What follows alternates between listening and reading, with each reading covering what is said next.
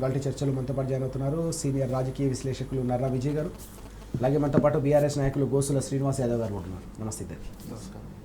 విజయ్ గారు, మనం చూస్తున్నాం వ్యవసాయం మరోసారి సంక్షోభంలో కూరుకుపోతున్న ఈ తరంలో ప్రతి ఒక్కరు కూడా గత ప్రభుత్వంలో ఏ రకంగా వ్యవసాయ విప్లవం కొనసాగిందో చర్చించుకుంటున్న సందర్భం కనిపిస్తుంది. ఈ క్రమంలోనే ఎన్సీఆర్బీకి సంబంధించిన ఒక కీలకమైన నివేదిక వచ్చింది ఆత్మహత్యలకు సంబంధించి.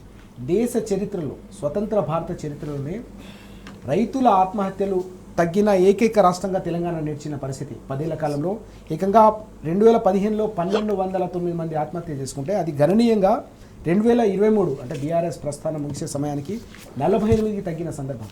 మనం కూడా సుదీర్ఘకాలం జర్నలిజంలో ఉన్నాము. ఇంత భారీ స్థాయిలో ఈ గణాంకాలు ఎప్పుడు కూడా చూసిన సందర్భం లేదు ఎన్సీఆర్బీకి సంబంధించిన రిపోర్ట్లో. ఎట్లా చూడాలి అంటే, ఒక వ్యవసాయ విప్లవానికి నాంది పలకడమే కాకుండా రైతుకు రక్షణ వలయంగా సంక్షేమ పథకాల సమాహారాన్ని కొనసాగించిన సందర్భం. చివరికి మళ్ళీ 22 నెలల కాంగ్రెస్ పాలనలో మళ్ళీ ఆత్మహత్యల పరంపర కొనసాగుతుంది, ఆందోళనకర స్థాయిలో ఉందని చెప్పి వ్యవసాయ రంగ నిపుణులు, ప్రొఫెసర్లు, అలాగే రైతు సంఘాలకు సంబంధించిన నేతలు ఆవేదన వ్యక్తం చేస్తున్న సందర్భం. గత పాలనకు ప్రస్తుత పరిస్థితులకు ఎన్సీఆర్బీ విడుదల చేసిన ఈ గణాంకాలను మనం ఎట్లా అర్థం చేసుకోవాలి?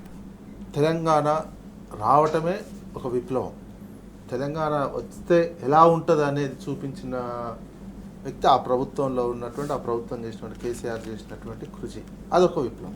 2 రకాల విప్లవాలు తెలంగాణ చూసింది. దానికి నిదర్శనం ఇప్పుడు ఈ రిపోర్టు కనిపిస్తుంది. ఈ విప్లవం మొదటి నుంచి కూడా తెలంగాణ వస్తే తెలంగాణ సమాజం ఏ రకంగా బాగుపడుతుంది అనేది ఉద్యమ కాలం నుంచే చెప్పుకుంటూ వచ్చినారు. ఉద్యమ నేతగా కేసీఆర్ గారు చెప్తూ వచ్చినటువంటి నీకు 2014కు ముందు అసలు తెలంగాణ మొత్తం దోపిడీకి గురయ్యేది, మొత్తం ఎండిపోయిన కాలువలు కనిపించేది, పొలాలు ఎండిపోయేది, మన భూములకు రేట్లు లేకపోతుండేది. ఇప్పుడు తెలంగాణ బంగారు తెలంగాణ. ఒక ఎకరం భూమి ఉంటే కూడా ఒక కాన్ఫిడెన్స్ లెవెల్స్ ప్రజల్లో, ప్రధానంగా వ్యవసాయ ఆధారిత రాష్ట్రం చేపట్టి కోణంలో, ఆ కోణంలోనే ఫస్ట్ ప్రభుత్వము కేసీఆర్ గారు అదే ఆలోచనతోటి రాష్ట్రాన్ని పరిపాలించడం జరిగింది. వ్యవసాయాన్ని కనుక డెవలప్ చేసినట్లయితే సమాజం ఆటోమేటిక్గా క్రమక్రమం అన్ని రంగాలు డెవలప్ అవుతాయి. ఎందుకంటే మనం ఆధారపడి జీవిస్తున్నటువంటి, అందుకోసం వ్యవసాయానికి ముఖ్యమైనది ఏంటి? కరెంటు, నీళ్లు, అదేవిధంగా ఎరువులకు సంబంధించినటువంటిది, ఆ తర్వాత కొనుగోళ్లకు సంబంధించినటువంటిది. ఈ 4 అంశాల పట్ల చాలా కీన్గా ఫస్ట్ ప్రభుత్వము, తొలి ముఖ్యమంత్రి కేసీఆర్ గారు నిరంతరం దాని మీద ఆలోచన చేసే, దానికి సంబంధించినటువంటి ఎక్కడ ఇబ్బంది రాకుండా, కరోనా కాలంలో కూడా రైతాంగానికి ఇబ్బంది రాకుండా, జనరల్గా ఏ ప్రభుత్వమైనా ఇతర ప్రభుత్వాలు, ఇతర ముఖ్యమంత్రులు ఆలోచించేది పెట్టుబడిదారుల రూపంలో ఆలోచించేది ఏంటంటే పెట్టుబడిదారులకు ఏ రకంగా లాభం చేకూర్చాలి, ఎటువంటి సమస్యలు వచ్చిన అనే సందర్భంలో ఆలోచిస్తారు. కేసీఆర్ గారు మాత్రం మొత్తం తెలంగాణ సమాజంలో ఎక్కువ భాగం బతికి ఆధారపడి ఉన్నది వ్యవసాయం కాబట్టి వ్యవసాయానికి సంబంధించినటువంటి రైతు బంధు పెట్టడం, ఉచిత కరెంటు పూర్తిగా క్వాలిటీగా 24 అవర్స్ ఇచ్చే విధంగా చేయటం, ముఖ్యంగా కొనుగోళ్లకు సంబంధించి. కొనుగోళ్ళు అంతకుముందు ఎలా ఉండేది? మండల హెడ్ క్వార్టర్కి పోయి అమ్ముకునేటువంటి సిచ్యువేషన్ ఉండేది. ఇప్పుడేమైంది? ఊర్లోనే 2 కేంద్రాలు పెట్టాల్సినట్టు, కొన్ని ఊర్లలో 2 కొనుగోలు కేంద్రాలు కూడా పెట్టినటువంటిది. అందుకని రైతాంగానికి నిరంతరం ఆర్థికంగా చేయూత ఇస్తూ, రైతాంగం నిరంతరం ఒక పైసలు రొటేషన్ అయ్యే విధంగా రైతుల చేతుల్లో ఒక కాన్ఫిడెన్స్ లెవెల్స్ పెంచడం, దాంతో ఉత్పత్తి బాగా పెరిగింది. అంతకుముందు వరకు సాగు చేయనటువంటి వ్యవసాయ భూములు కూడా కేసీఆర్ గారు వచ్చి తీసుకున్న విధానాలతోటి, రైతు బంధుతోటి బోర్లు వేయించుకోవడం కావచ్చు, మళ్ళీ కొంత ఏ రకంగా ఉన్న ఎట్లా రైతు బంధు వస్తుంది, అప్పుకు సంబంధించినవి తీసుకొని కూడా మొత్తం సాగు చేసి వ్యవసాయ ఉత్పత్తిని పెంచరు. వ్యవసాయ వరి ఉత్పత్తిని, ఒక వరివే కాదు, మిగతా పత్తి కావచ్చు, జొన్నలు కావచ్చు, సజ్జలు కావచ్చు, అన్ని రంగాల వ్యవసాయానికి సంబంధించినటువంటి అన్ని రకాల ఉత్పత్తులు బాగా పెరిగినాయి. అందుకే ప్రజల్లో ఒక సంతోషకరమైనది, నిరంతరం ఊర్లలో వివిధ పండుగలు జరిగేది. ఆ 10 సంవత్సరాలు ఒక్కొక్క ఆదాయం పెరుగుతున్న కొద్ది రైతాంగంలో నిరంతరం పండుగలు జరిగేది. ఏదో ఒక పండుగలు చేసే ఒక వాతావరణం కనిపించినటువంటి సిచ్యువేషన్ ఉండే. ఆత్మహత్యలు దాంతో తగ్గిపోయినాయి. తగ్గుతూ 23కి వచ్చేసరికి 48 మందే చేసుకోవడం జరిగింది. ఇప్పుడు ఆ తర్వాత మళ్ళీ రివర్స్ అవుతుంది. ఇప్పుడు కాంగ్రెస్ ఇన్ని సంవత్సరాలు 60 సంవత్సరాలు తెలంగాణ గోసపడడానికి కారణం కూడా ఓ రాజకీయ పార్టీ, రాజకీయ విధానాలు. తర్వాత తెలంగాణ వచ్చిన తర్వాత తీసుకున్నటువంటి రాజకీయ విధానాలతోటి ఓ లెవెల్కి వచ్చినటువంటి సిచ్యువేషన్. మళ్ళీ వచ్చింది ఇప్పుడు కొత్తగా వచ్చినటువంటి ఎన్నికల తర్వాత ప్రభుత్వం వచ్చిన కాంగ్రెస్ ప్రభుత్వము మళ్ళా తిరోగమన విధానాలు అవలంబిస్తూ రైతాంగాన్ని ఆదుకోలేనటువంటి సిచ్యువేషను, ముందు రైతు బంధు కట్ చేయడము, కరెంటుకు సంబంధించిన ఎప్పుడు వస్తుందో పోతుందో అనేటువంటిది ఒక ఆందోళనకరమైనటువంటి పరిస్థితి. ఇక ఎరువులతోటి పరాకాష్ట అయిపోయింది.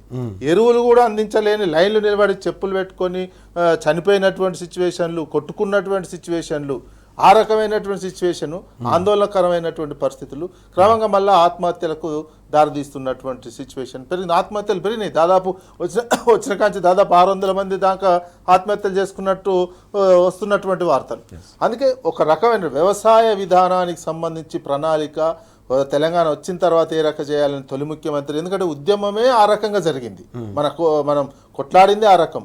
తొలి ముఖ్యమంత్రి ఆ రకమైనటువంటి పునాదులు వేయటం జరిగింది. ఆ పునాదుల నుంచి ఫలితాలు కూడా రావడం జరిగింది. మళ్ళీ ఆ ఫలితాలను చెడగొట్టే విధంగా తిరోగమన విధానాలు అవలంబిస్తూ పూర్తి స్వార్థం, వ్యక్తిగత స్వార్థం తప్ప తెలంగాణ సమాజానికి ఉపయోగపడే విధమైనటువంటి విధానాలు రూపకల్పన చేసుకోవడంలో ఇప్పుడున్నటువంటి కాంగ్రెస్ ప్రభుత్వం విఫలమైంది. అందుకే రైతాంగం మళ్ళీ వెనక్కి పోయి రోజు ఇంత అసలు గ్రామీణ ప్రాంతాల్లో ఎరువులకు సంబంధించినటువంటి అంశాల్లో ఈ ప్రభుత్వమే చేస్తున్నటువంటి మాటలు రైతాంగం మాట్లాడుతున్న మాటలు వినలేనటువంటి పరిస్థితిలో వెళ్ళిపోయినటువంటిది. అందుకే రైతాంగం మళ్ళీ ఆత్మహత్యలు, ఒక ఆందోళన, ఒక భయం, అరే ఇన్నాళ్ళు ఒక రకంగా బతికితే మళ్ళీ రకంగా ఏందనేది ఓ భయంతో ఏమి చేయలేక మళ్ళా ఆత్మవిశ్వాసం కోల్పోయి మొత్తం ఇన్ఫీరియారిటీ కాంప్లెక్స్ తోటి రైతాంగం మళ్ళీ ఆత్మహత్యలకు చేసుకుని పెరుగుతున్నటువంటి సందర్భం చూస్తున్నాం. ఇది గమనించుకోవాలి. అప్పటికిప్పటికి తేడా ఏంటి అనేది తెలంగాణ సమాజం గుర్తిస్తున్నటువంటి అంశం ఇది. శ్రీనివాస్ గారు, మనం చూస్తున్నాం విజయ్ గారు చెప్పినట్టుగా వాస్తవానికి రైతుల్లో ఆత్మస్థైర్యం కోల్పోయిన పరిస్థితి, ధీమా, ధైర్యం లేదు. కానీ 10 ఏళ్లలో దశాబ్దాల పాటు ఎదుర్కొన్న సమస్యల్ని కేవలం 10 ఏళ్ల కాలంలోనే ఒక శాశ్వతమైన పరిష్కారం కనుగొన్న అపూర్వమైన సందర్భానికి తెలంగాణ వేదికైన పరిస్థితిని మనం చూసాం. దేశంలో ఎక్కడ ఏ రాష్ట్రం కూడా ఆలోచించని పథకాలు, పెట్టుబడి సాయం కావచ్చు, రైతు బీమా అందించిన పథకాలు. ఈ పథకాలు ఒక వ్యవసాయ విప్లవానికి నాంది పలికి రైతుల ఆత్మహత్యలను గణనీయంగా తగ్గిస్తే మళ్ళీ పాత రోజులను తీసుకురావడాన్ని ఎట్లా చూడాలి? ఈ వ్యవసాయ విప్లవం నుంచి వ్యవసాయ సంక్షోభం వైపు తెలంగాణ అడుగులు వేయడాన్ని ఎట్లా అర్థం చేసుకోవాలి? ముందుగా మీకు, అదేవిధంగా విజయ్ గారికి, టీ న్యూస్ ప్రేక్షకులకు శుభోదయం.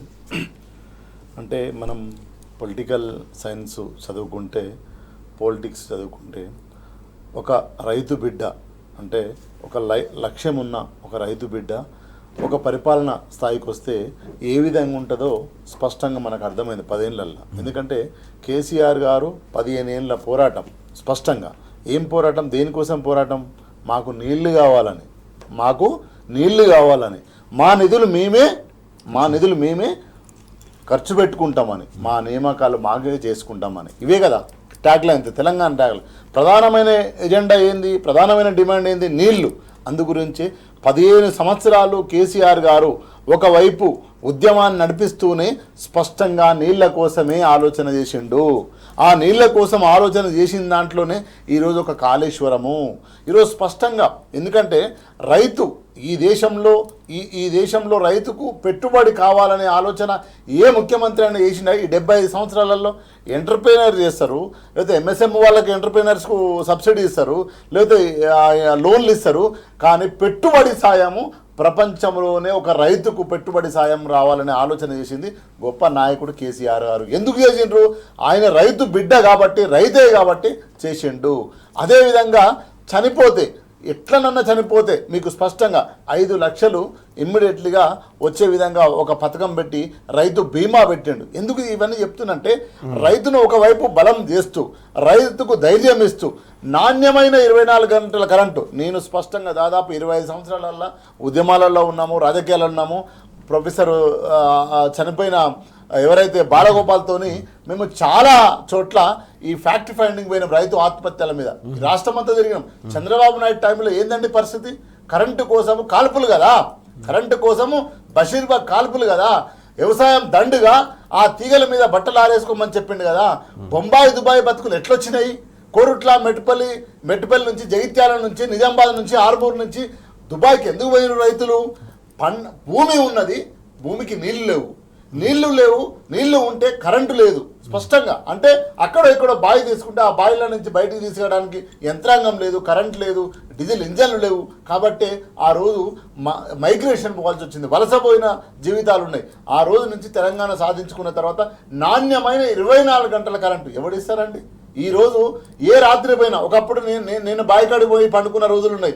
ఏ పురుగు కొట్టి ఏ పాము కొట్టి చనిపోయిన వందలాది వేలాది మంది రైతులు ఉన్నారు. వాళ్ళందరూ కూడా పట్టబగటీలు పోయి స్విచ్ ఒత్తుకుంటే నీకు మోటార్ దునికింది, నీళ్ళు వచ్చినాయి, గ్రౌండ్ వాటర్ పెరిగింది, కాళేశ్వరం నీళ్లు పెరిగింది. అంటే నేనేమంటున్నా, ఒకవైపు నాణ్యమైన కరెంటు, ఒకవైపు పెట్టుబడి, అదేవిధంగా ఒకవైపు రైతుకు బీమా. అదేవిధంగా ఈ దేశంలో ఎక్కడ లేవండి, ప్రతి ఊరిలో రైతు వేదిక అండి, రైతు చర్చించుకోవడానికి ఒక రైతు వేదిక.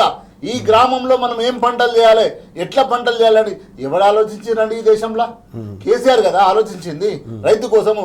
అదేవిధంగా అన్నగారు పండించిన పంటను నేను మార్కెట్ కొట్టకపోతే, మా తాతతో కొట్టకపోతే 3 రోజులు 4 రోజులు పండుకున్న రోజులు నేను మార్కెట్లో కొనకుంటే, కొన్నాక చిట్టీలు రాసిస్తే, వాళ్ళు చిట్టీలు ఇంత పేపర్ రాసిస్తే అవి లుంగీల కొసలకు ముడేసుకొని వారం 15 రోజులకు పైసలు వచ్చే పరిస్థితి ఉండే. నేను కళ్ళతో చూసిన మాట చెప్తున్నా. ఈ రోజు అండి కేసీఆర్ తెలంగాణ తెచ్చిన తర్వాత, కేసీఆర్ గారి పరిపాలన జరిగిన తర్వాత కల్లాల కాడికి వచ్చే ఒడ్ల కొనే పరిస్థితి, నీ అకౌంట్లో టింగ్ టింగ్ మన పైసలు పడ్డ పరిస్థితి ఎక్కడొచ్చిందండి? ఎట్లొచ్చింది? ఇది రాత్రికి వచ్చింది. ఏమన్నా నిరంతరము రైతు మీద కన్సర్న్తోని, రైతు రాజు కావాలని, రైతే మనకు అన్నం పెట్టే రైతు కావాలని, ఇంటికి వస్తే దోషడితోని కాదు షార్టెడ్తోని భిక్షాన పెట్టాలనే ఒక ఆలోచనతోని కేసీఆర్ గారు ఇదంతా చేసిండ్రు. వ్యవసాయ విప్లవం చేసిండు. ఈరోజు భారతదేశంలో ఇంతకుముందు నెంబర్ 1లో హర్యానా ఉండే, పంజాబ్ ఉండే. ఒక్క 10 ఏళ్లలో వరి ఉత్పత్తిలో నెంబర్ 1 తెలంగాణ ఎట్లయిందండి? ఊరికేనే అయిందా? 2014 వరకు 64 లక్షల మెట్రిక్ టన్నులు అన్నగారు. అదేవిధంగా 2014 తర్వాత కేసీఆర్ గారి పరిపాలనలో 3 కోట్ల పైన మెట్రిక్ టన్నుల వరిధాన్యం ఉత్పత్తి అయింది. ఎట్లా ఉత్పత్తి అయింది? వట్టిగానే ఉత్పత్తి అయిందా? మంచి పెట్టుబడి ఇచ్చి, మంచి కరెంట్ ఇచ్చి, నాణ్యమైన పెట్టుబడి ఇచ్చి, కరెంట్ ఇచ్చి ఇదంతా చేస్తే ఈరోజు ఉత్పత్తి అయింది. ఈరోజు అట్లాంటి వరిధాన్యం ఉత్పత్తి అయిన ఈ రాష్ట్రాన్ని ఈరోజు రైతుల ఆత్మహత్యగా కాంగ్రెస్ చేస్తుంది. ఎట్లా చేస్తుంది కాంగ్రెస్? ఈరోజు యూరియా లేదు. ఈరోజు ఒకప్పుడు నేను చెప్తున్నా, మనం మాట్లాడుకున్నాం, ఏదైనా కష్టం వస్తే రైతుకు ఒక మూల అమ్ముతే 10 లక్షలు 50 లక్షలు వస్తాయి, ధైర్యం ఉండేది. నా బిడ్డ పెళ్లి చేయాలంటే 1 ఎకరం అమ్మితే 50 లక్షలు, 1 ఎకరం అమ్మితే 1 కోటి రూపాయలు, ఎకరం అమ్మితే రోడ్డుకుంటే 2 కోట్ల రూపాయలు. బ్రహ్మాండమైన ఇల్లు కట్టుకున్నాడు, బ్రహ్మాండంగా బిడ్డ పెళ్లి చేసుకున్నాడు. ఈరోజు కొనేటోళ్ళు లేడు. ఈరోజు అమ్ముదాం అనుకున్నా కూడా కొనేటోళ్ళు లేడు. రియల్ ఎస్టేట్ పోయింది, రైతుకు నమ్మకం పోయింది, వచ్చిన పంటకు నువ్వు లేదు, మొత్తం సన్నాలకు మొత్తం వడ్ల అన్నిటికీ నువ్వు ఇస్తానన్నావు, ఏమి బోనస్ ఇస్తానన్నావు, బోనస్ లేదు. కల్లాల కాడ రైతులు, మైబాదులో, కేసముద్రంలో రైతులు కల్లాల కాడ చనిపోయిన ఫోటోలు, చరిత్ర మనం చూస్తున్నాం స్పష్టంగా. అంటే రైతు మీద కన్సర్న్ లేదు కాంగ్రెస్ పార్టీకి, ఓన్లీ రియల్ ఎస్టేట్ మీదనే ఉన్నది. అందుగురించి పొద్దున్న లేస్తే 4th సిటీ అంటాడు. ఏం 4th సిటీరా? ఒకవైపు రైతులు 700 మంది పైగా రైతులు చనిపోతే నువ్వు 4th సిటీ అని ఎవరికి వెలుగబెడతావు? రైతులంతా జనతా గ్యారేజ్ అని బీఆర్ఎస్ భవన్కి వస్తున్నారు, కేటీఆర్ గారు కలుస్తారు. అంటే నేనేమంటున్నా, కన్సర్న్ లేని ఈ ముఖ్యమంత్రి, రియల్ ఎస్టేట్ ముఖ్యమంత్రి, ఈ రౌడీ ముఖ్యమంత్రి ఓన్లీ తనకు 5,000 ఎకరాలు 6,000 ఎకరాల ఆ భూమిని కొనుక్కున్నాడు. దానికి డిమాండ్ రావాలని రోడ్లు వేస్తుడు తప్ప ఎట్లాంటిది లేదు. కేసీఆర్ గారి నాయకత్వంలో గొర్రెలండి, ఒక్క నిమిషం చెప్తా, 2014 వరకు 5వ స్థానం 6వ స్థానం అండి గొర్రెలది. ఈ రోజు నెంబర్ 1 స్థానం అయిన ఎట్లయినామండి? ఇది మనం ఇచ్చిన రిపోర్ట్ కాదు, కేంద్ర ప్రభుత్వం, ఇదే బీజేపీ ఇచ్చిన రిపోర్ట్ అండి. భారతదేశంలో నెంబర్ 1 వరి ధాన్యంలో నెంబర్ 1 ఇదే తెలంగాణ. గొర్రెల ఉత్పత్తిలో నెంబర్ 1 తెలంగాణ, పాల ఉత్పత్తిలో నెంబర్ 1 తెలంగాణ. ఎట్లయినాయండి? ఉట్టినే ఎట్లయినాయి అంటే ఒక కన్సర్న్ తోని, కమిట్మెంట్ తోని రైతును రాజుగా చేయాలని. అందుగురించే ఈరోజు కేసీఆర్ గారు అట్లా పరిపాలించారు కాబట్టి ఆ రైతుకు నమ్మకం వచ్చింది. ఒక్క చావు కూడా ఆత్మహత్యలు లేవు. ఎంత గొప్పగా పరిపాలించారు. ఈరోజు గ్యారంటీలు చెప్పి మోసాలు చేసి రియల్ ఎస్టేట్ చేసి నువ్వు రోడ్లు వేసుకుంటున్నావు తప్ప రైతులు యూరియా కోసం ఈ 10 ఏళ్లలో ఒక్క ఫోటో చూపెట్టమంటున్నా. నేను ఈ చాలా ఛానళ్లలో వెళ్తున్నా, ఒక్క ఫోటో నన్ను చూపెట్టండి, చెప్పులు పెట్టిన ఫోటో యూరియా కోసం. నువ్వు వచ్చిన 20 నెలల్లోనే చెప్పులు పెట్టి కొట్లాడుకునే కాడికి, తన్నుకునే కాడికి, గుద్దుకునే కాడికి, మొత్తం పలగొట్టి యూరియా ఎత్తుకపోయే కాడికి తీసుకొచ్చి రైతులకు కేసులు పెడితే నువ్వు ఎటువైపోతుంది. కాబట్టి ఈ దేశంలో, ఈ రాష్ట్రంలో, తెలంగాణలో రైతును రాజు చేసిన ఒకే ఒక నాయకుడు, ఆయనే తెలంగాణ పరిపాలించిన కేసీఆర్ గారు తప్ప వీటితో ఏమీ కాదు. అందు గురించి ఈరోజు 700 మంది మట్టి పుష్పాలు రాలిపోయినాయి. తెలంగాణ రైతు బిడ్డలు చనిపోయారు. ఆ రోజు చంద్రబాబు నాయుడు నాయకత్వంలో చనిపోవడం ఆత్మహత్యలు జరిగినాయి. మళ్ళీ ఆయన శిష్యుడైన ఈ రేవంత్ రెడ్డి హయాంలో పరిపాలనలోనే రైతులు ఆత్మహత్య చేసుకుంటారు తప్ప 10 ఏళ్ళు నా రైతు అన్నలు, నా రైతు అయ్యలు, ఏ అయ్య కూడా కూడా ఒక్క ఆత్మహత్య కూడా చేసుకోలేదు. ఈ పాపం అంతా కాంగ్రెస్ పాపమే. ఈ పాపం దాగిపోతుంది కాంగ్రెస్ పార్టీకి. రైట్, మనం చూస్తున్నాం శ్రీనివాస్ గారు, విజయ్ గారు కూడా తీవ్రమైన ఆవేదన, ఆగ్రహం వ్యక్తం చేస్తూ ఉన్నారు. మళ్ళీ పాత రోజుల్లో తీసుకొచ్చింది కాంగ్రెస్ సర్కార్ అని చెప్పేసి మండిపడుతున్న సందర్భం. 10 ఏళ్ల పాటు పూర్తిగా వ్యవసాయ విప్లవానికి నాంది పలికింది తెలంగాణలో బీఆర్ఎస్ ప్రభుత్వం. కేసీఆర్ గారి సారథ్యంలో ఒక వ్యవసాయ విప్లవానికి నాంది పలికితే మళ్ళీ కాంగ్రెస్ అధికారంలోకి రాగానే మళ్ళీ వ్యవసాయ సంక్షోభం రైతాంగాన్ని వెంటాడుతోంది. గ్రామాల్లో మరణ మృదంగం మోగడానికి ప్రధానమైన కారణం ఈ పరిపాలనా వైఫల్యం, అలాగే రైతును పూర్తిగా అగచాట్ల పాలు చేయడం వల్లే మరోసారి ఆ ధీమా ధైర్యం లేక వారంతా కూడా బలవన్మరణాలకు పాల్పడుతున్నారనే గణాంకాలు కూడా విడుదలవుతున్న సందర్భాన్ని మనం చూస్తున్నాం. ఇదంతా కూడా ఈ పాపం అంతా కూడా కాంగ్రెస్ సర్కార్దే, కాంగ్రెస్ పార్టీదే అని చెప్పి స్పష్టంగా హెచ్చరిస్తున్న సందర్భం కూడా మనం చూస్తూ ఉన్నాం. మనం చూస్తున్నాం రైతుకు రక్షణ వలయంగా అనేక సంక్షేమ పథకాలే కాకుండా అనేక కీలకమైన ప్రాజెక్టులు కూడా చేపట్టిన సందర్భం మనం చూసాం. సాగునీటి ప్రాజెక్టులకు సంబంధించి వాస్తవానికి కేంద్ర ప్రభుత్వానికి సంబంధించిన సాయం ఉండాలి. కొత్త రాష్ట్రానికి విభజన చట్టం ప్రకారం జాతీయ హోదా ఇవ్వాల్సిన అవసరం ఉండాలి. కానీ అది లేకున్నా సొంత ఖర్చులతో కొత్త ప్రభుత్వమైన ఆర్థిక పరిస్థితి అప్పటికప్పుడు తెలియకపోయినప్పటికీ కూడా భారీ ప్రాజెక్టుల నిర్మాణానికి కూడా శ్రీకారం చుట్టిన సందర్భం. చివరికి కేసీఆర్ గారి కృషితోనే ఇప్పుడు మాడుగులకు కూడా సాగునీరు అందే సందర్భం కూడా మనకు కనిపిస్తుంది. 60 కిలోమీటర్ల మేర సాగునీటి కాలువ నిర్మాణం గతంలో చేపట్టిన కార్యక్రమం. దాదాపు 182 కోట్ల రూపాయలు మంజూరు చేసిన పరిస్థితి. 3 రోజుల క్రితం కల్వకుర్తి ఎత్తిపోతల నీటి విడుదల మాజీ ముఖ్యమంత్రి కేసీఆర్ గారికి రైతులు కృతజ్ఞతలు అంటూ కూడా ఈరోజు వార్త మనం చూస్తూ ఉన్నాం. ఎట్లా చూడాలి? అప్పుడు అంటే భారీ నీటి పారుదల ప్రాజెక్టులను మొదలుకొని చివరికి కాలువల నిర్మాణం వరకు కూడా, చెక్ డ్యాంల నిర్మాణం వరకు కూడా వ్యవసాయ విప్లవం కోసం సాగునీటి రంగాన్ని పూర్తి స్థాయిలో బలోపేతం చేసేందుకు తీసుకున్న ఈ చర్యలను మనం ఎట్లా అర్థం చేసుకోవాలి? నీళ్ళని పొలాల్లోకి మళ్లించడానికి కేసీఆర్ రూపొందించినటువంటి వ్యూహమే ముందు నుంచే. ఎందుకంటే తెలంగాణ ఉన్నటువంటి ఇబ్బందులలో అందులో భాగంగానే మన సమైక్య ఆంధ్రప్రదేశ్లో ఉన్నటువంటి పాలకులు మనకు కృష్ణా నదిలో, గోదావరి నదిలో నీళ్లు రాకుండా అనేక రకాల అడ్డంకులు వేసినటువంటి సిచ్యువేషన్.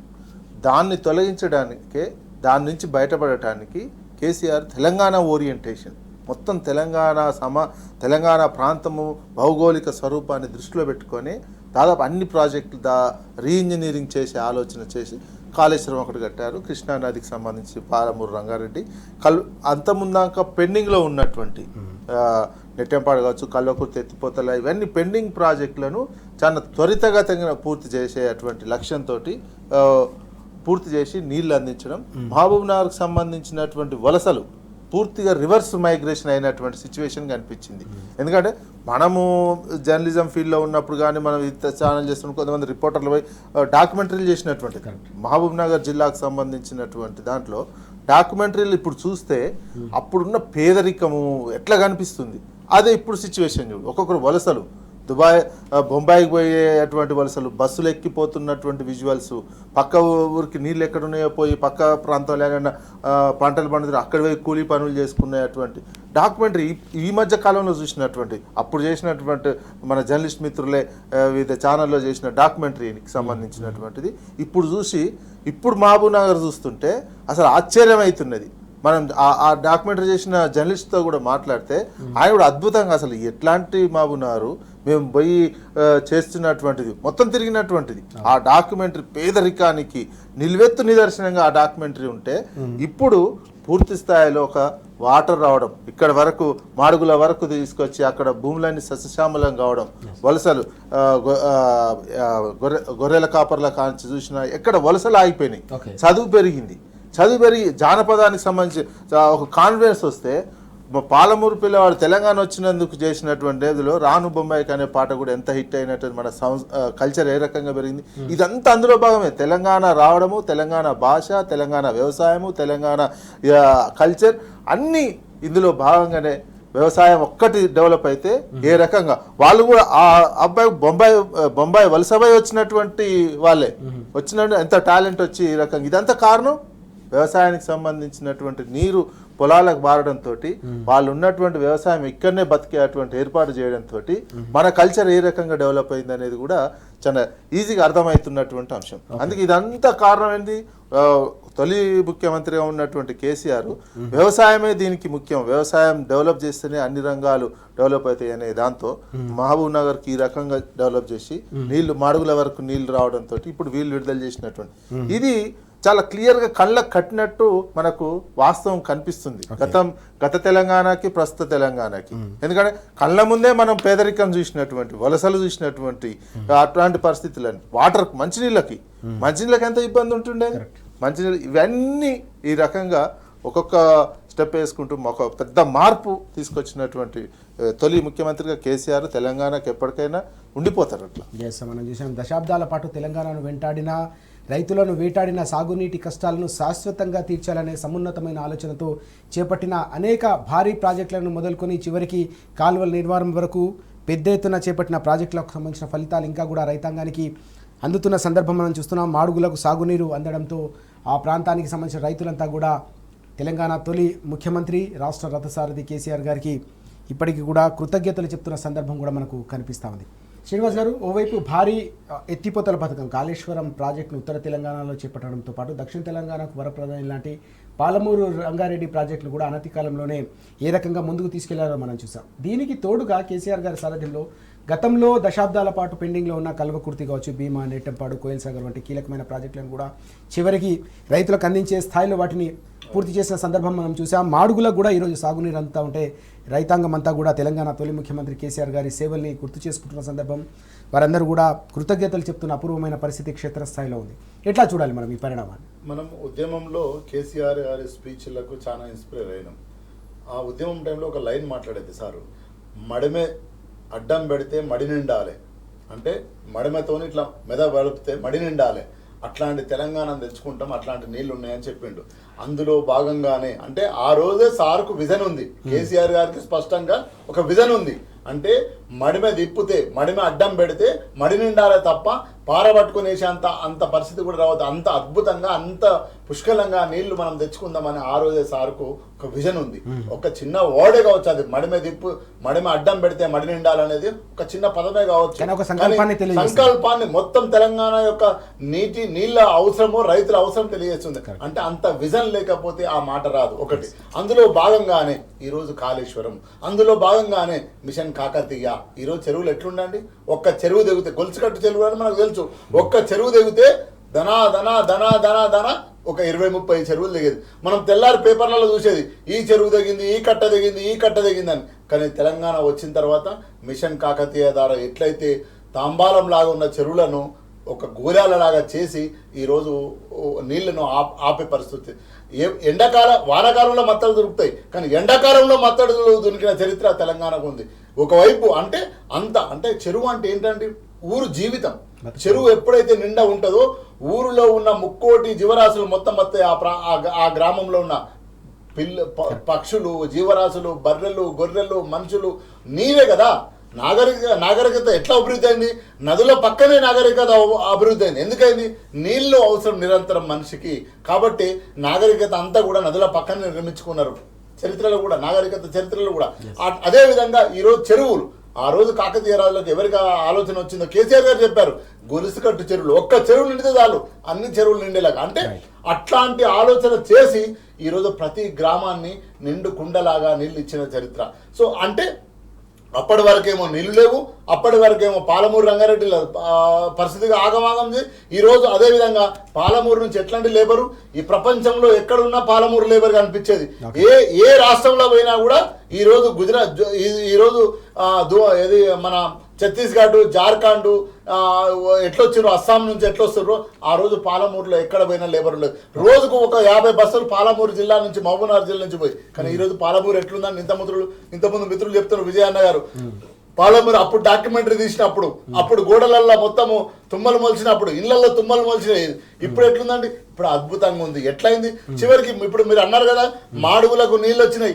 మాడుగుల గొప్ప గొప్ప నాయకులు అక్కడ ఉన్నారండి. ఎవరు? జైపాల్ రెడ్డి గారు, గొప్ప నాయకుడు. ఆయన ఊరుకు నీళ్లు తెచ్చుకోలేదు. మనం ముఖ్యమంత్రిగా చేసిన బూర్గల రామకృష్ణరావు గారు ఆ ప్రాంతానికి సంబంధించిన వ్యక్తి. ఈ రోజు చివరికి ఈ రియల్ ఎస్టేట్ ముఖ్యమంత్రి రేవంత్ రెడ్డి కూడా ఆ మాడుగుల దగ్గర ప్రాంతం కొండారెడ్డిపల్లి నుంచి చివరికి మొన్న ఏం చెప్పాడు? ఆయన నీళ్లు చల్లుకున్న మా నాన్న చనిపోతే తప్ప చెరువులో నీళ్లు లేవు అని చెప్పడం జరిగింది. అంటే ఈ రోజు మాడుగులకు నీళ్లు ఎట్లా వస్తున్నాయి? కేసీఆర్ యొక్క లక్ష్యము, కేసీఆర్ యొక్క నిర్మాణం చేసిన ప్రాజెక్టు, ఆ ప్రాజెక్టుల అనుకూలంగానే ఈరోజు నీళ్లు వస్తున్నాయి. ఎక్కడ తుంగతుర్తి అండి, ఎక్కడ మరిపెండ అండి, ఎక్కడ కేసంద్రం అండి, ఎక్కడ డోర్నకల్ అండి, ఎక్కడ కొరివి, ఎట్లా వస్తున్నాయి? ఎస్ఆర్ఎస్పీ ఫేజ్ 2 నీళ్లు ఎట్లా వస్తున్నాయి? పట్టిగానే వచ్చినాయా? 50 ఏళ్లలో మన కాంగ్రెస్ పార్టీ ఎందుకు ఇవ్వలేకపోయింది? ఎవరంటే వచ్చారు? మీరే పరిపాలించారు కదా ఈ రాష్ట్రాన్ని, ఈ దేశాన్ని ఎక్కువ కాలం పరిపాలించింది మీరే కదా, మరి ఎందుకు ఇవ్వలేదు? ఈ రోజు మొత్తం నల్గొండ, వరంగల్ జిల్లాకు ఎట్లా నీళ్ళు వస్తున్నాయి? ఎస్ఆర్ఎస్పీ 2 స్టార్ట్ చేసింది ఎవరు? కాళేశ్వరం ప్రాజెక్టు ద్వారా. అంటే ఆ రోజు మడి అడ్డం పెడితే మడి నిండాలనే ఆలోచనతోని తెలంగాణను సస్యశ్యామలం చేసిండు. అది కేసీఆర్ గారు. ఈరోజు మహబూబ్ నగర్ను ఏది కడుపు చేత పట్టుకొని మన్యం పోయే మైగ్రేషన్ పోయే మహబూబ్ నగర్ను జిల్లాను ఈరోజు అద్భుతంగా పంటల ఉత్పత్తిగా చేసిండు. ఇదంతా ఎట్లా జరిగింది అంటే ఒక లక్ష్యం ఉంది, ఒక కన్సర్న్ ఉంది. తెలంగాణ ప్రజలు నా బిడ్డలు అనుకున్నాడు, నా కుటుంబం అనుకున్నాడు. కాబట్టి 10 ఏళ్లల్లా అంత అద్భుతంగా వీళ్ళు రుణమాఫీ చేసిన ఒక్క 2 దఫాలలో 33,000 కోట్ల రుణమాఫీ చేసిండు కేసీఆర్. 1,00,000 కోట్లకు పైగా రైతులకు రైతు బంధు వేసిండు కేసీఆర్ గారు. రైతు కోసమే కదా మొత్తము. ఈరోజు మీరు 1,00,000 కోట్లు అంటున్న కాళేశ్వరం 94,000 కోట్లతో కంప్లీట్ అయింది. అది కూడా రైతుల కోసమే కదా, అది కూడా రైతుల కోసమే కదా. ఈరోజు నువ్వు ఇక్కడ ఒక్క నిమిషం అండి, ఇక్కడ మొన్న మల్లన్న సాగర్ పోయి ఆయన టెండర్ వేసి వచ్చిండు నీళ్ళు ఎత్తాను. ఎక్కడి నుంచి వచ్చింది మల్లన్న సాగర్? ఏ నుంచి వస్తున్నాయి మల్లన్న సాగర్ నీళ్లు? నీకు ఎల్లంపల్లి మేమే కట్టు. ఎల్లంపల్లి ఎంత? 21 టీఎంసీ. 21 టీఎంసీలో డెడ్ స్టోరేజ్ 3 టీఎంసీలు ఉండాలి. మిగతా 17 టీఎంసీలే అక్కడ ఉన్న రామగుండంకి వెళ్ళాలి. అక్కడ 150,000 6 టీఎంసీలు పోతాయి. ఎక్కడి నుంచి వస్తున్నాయి ఎల్లంపల్లికి నీళ్ళు? అంటే కాళేశ్వరం నుంచి ఎల్లంపల్లికి వస్తే ఎల్లంపల్లి నుంచి మల్లన్న సాగర్కి వస్తాయి. నీ పాలమూరు నీ ప్రాణహిత చివరి మల్లన్న సాగర్ ఉందా?